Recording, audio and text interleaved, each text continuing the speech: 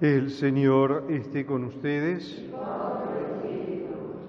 Evangelio de nuestro Señor Jesucristo según San Juan.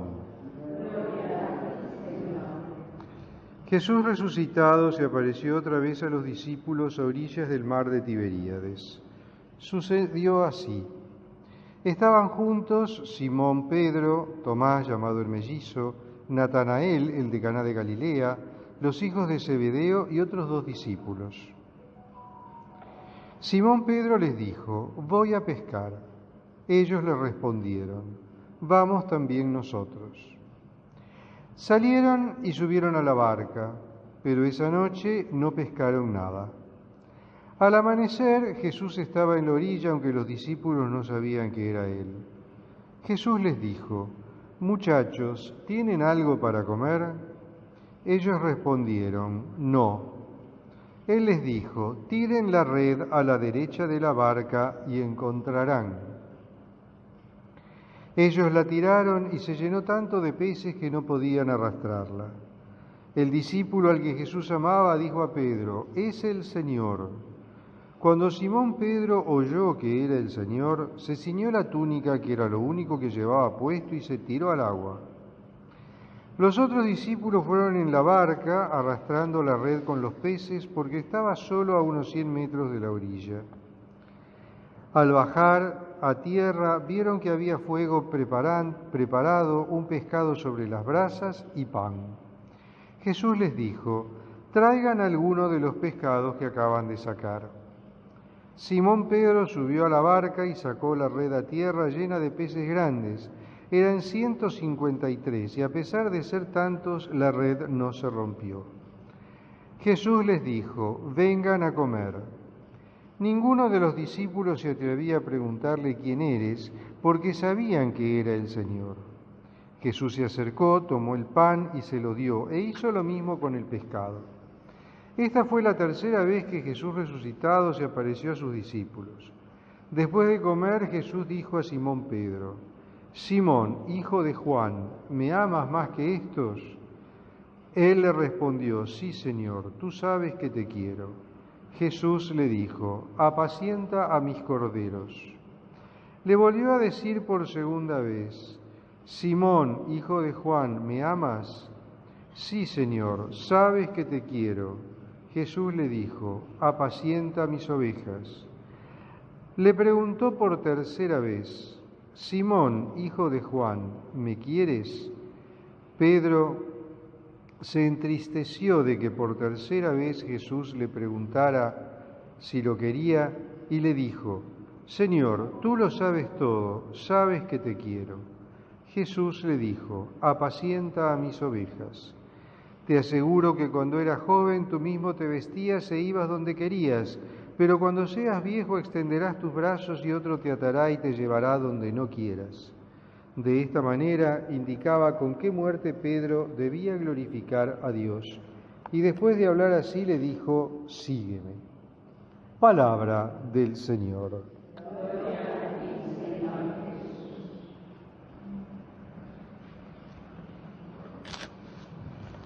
Después de haber compartido la exultancia de la Pascua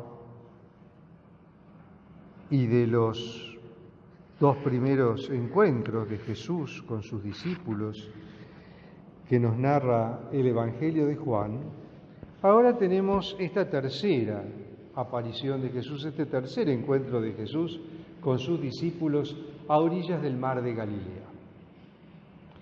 Pero acá hay muchos elementos muy interesantes y también muy importantes que nos hacen ver que detrás de este relato bastante sencillo y bastante bucólico además, hay mucho más, hay muchas otras cosas. Nosotros vemos aquí a unos discípulos que están un poco desorientados. O sea, la vivencia de la Pascua no la terminaron de procesar. No terminan de entender qué es lo que pasa, qué es lo que pasó con Jesús y qué es lo que se espera de ellos en este momento. Entonces, Buscando seguridad se volvieron para atrás. Volvieron a su casa, volvieron a su ocupación, se están dedicando de nuevo a la pesca. Entonces Pedro toma la iniciativa y dijo, vamos a pescar. Y los otros que estaban con él lo acompañan, van a pescar. Aceptan como primera medida la iniciativa de Pedro. O sea, encuentran y reconocen en Pedro un cierto rol dirigente. Durante la noche no pescan nada. La noche, en el Evangelio de Juan, es el símbolo de la ausencia de Dios. Ellos, sin Dios, no logran hacer nada. Y nos viene a lo mejor a la mente esa frase de Santa Teresa, no solo Dios basta. Ellos no tienen a Jesús, no lo tienen con ellos. Jesús está ausente de la vida de ellos. No pescan nada. Ahí es cuando se aparece el Señor en la orilla, pero ellos no saben quién es. Ellos ven a alguien que les dice, ¿tienen algo para comer? No, no tenemos nada. Bueno, echen la red al costado, a la derecha, sacan un montón de peces. Y ahí surge de nuevo la figura del discípulo amado. La figura del discípulo amado, que es el que dice, es el Señor, lo reconoce. Y nuevamente Pedro, impulsivo como siempre, no lo piensa dos veces, se tira al agua y llega nadando a la orilla para ir al encuentro de Jesús, mientras los otros van arrastrando la red. Y ahí también está esta figura del discípulo amado. Muchas veces todos necesitamos un discípulo amado que sepa reconocer al Señor y que nos muestre dónde está. ¿Quién es el Señor? ¿Dónde está el Señor? Como también nosotros muchas veces necesitamos hacer como Pedro y arrojarnos al agua con total confianza para ir al encuentro del Señor. Pero hay algo más. Es decir, hay unas cuantas cosas más. Hay algo más. Cuando los discípulos desembarcan, se encuentran con un gesto de ternura de parte del Señor muy especial. El Señor sabe que ellos están preocupados, desorientados, desilusionados, etcétera, etcétera. Entonces el Señor los espera con el desayuno preparado. Un gesto hermoso, un gesto de mucha ternura. La ternura del Señor para con sus discípulos, para con sus amigos, para con sus fieles. El Señor les preparó el desayuno, pero un desayuno que no es, entre comillas, del todo gratis, porque les dice, bueno, ahora traigan algunos de los pescados que sacaron, o sea, ellos también contribuyen al desayuno. Pero el Señor tuvo ese gesto tan tierno y tan dulce de prepararles el desayuno. Luego de que comieron, y cuando van a comer, el Señor hace un gesto eucarístico. Toma el pan, lo parte y lo reparte. Toma los pescados, los parte y los reparte. O sea, les distribuye la comida, les da de comer. Jesús actúa como un padre de familia con ellos. Jesús adopta una figura paterna, les da de comer, les distribuye la comida. Y luego tiene lugar este diálogo con Pedro. Nosotros podemos decir que Pedro lo negó a Jesús 3 veces, exacto, y que por eso Jesús le pregunta 3 veces si lo quiere. Sí, es verdad, está bien, sí, es así. Pero hay algo más, no es esto lo único.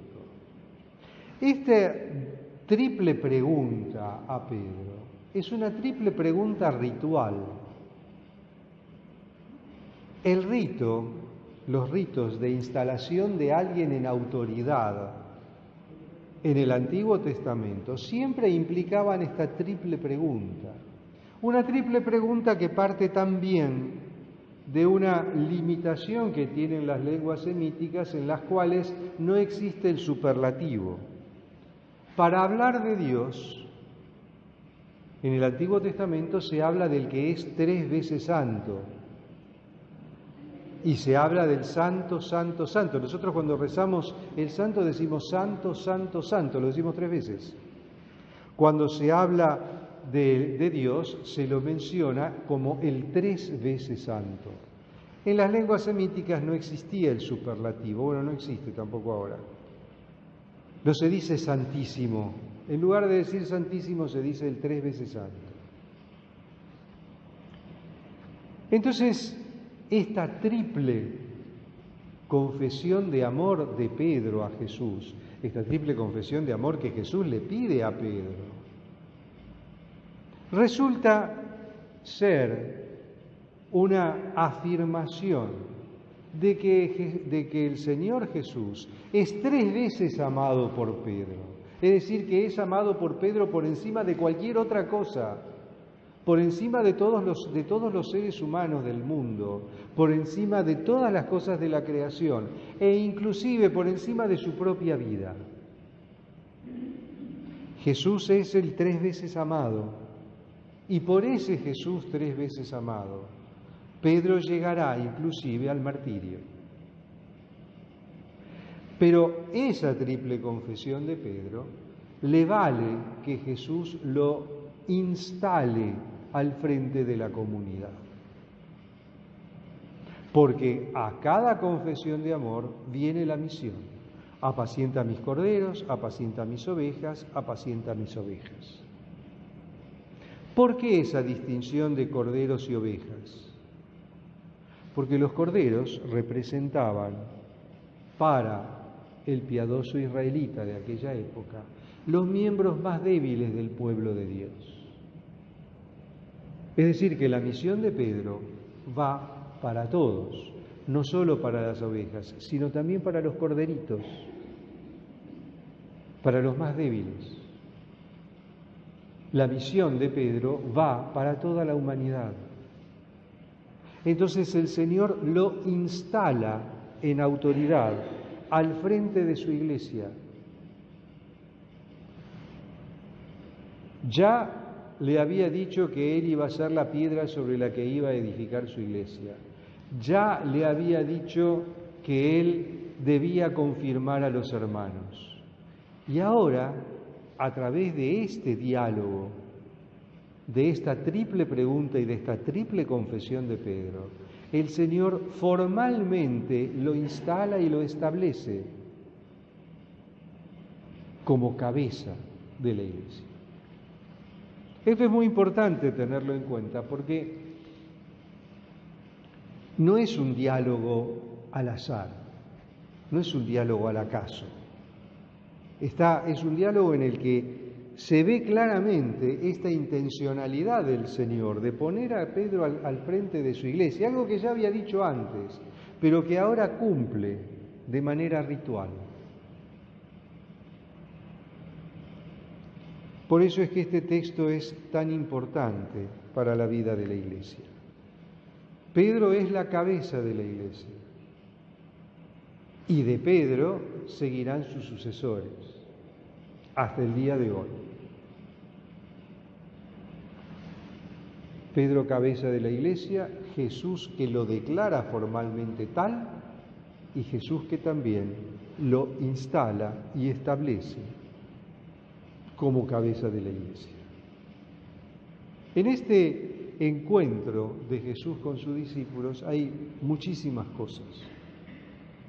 Este relato de San Juan no admite desperdicios y vemos que está lleno de simbolismo, pero al mismo tiempo está lleno de sugerencias o de propuestas para nuestra reflexión. ¿Somos Juan o somos Pedro? ¿Somos aquellos que reconocen la presencia del Señor o necesitamos que alguien nos ayude a encontrar al Señor? Seguramente que algunas veces en nuestra vida somos uno o somos otro. A veces tenemos la función de ser Juan y a veces tenemos la función de ser Pedro.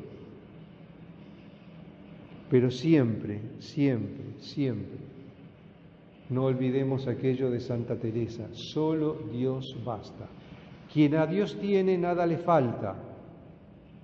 Si no tenemos a Dios, estamos en la oscuridad de la noche. Por eso es que también el Señor aparece en el amanecer, se hace presente.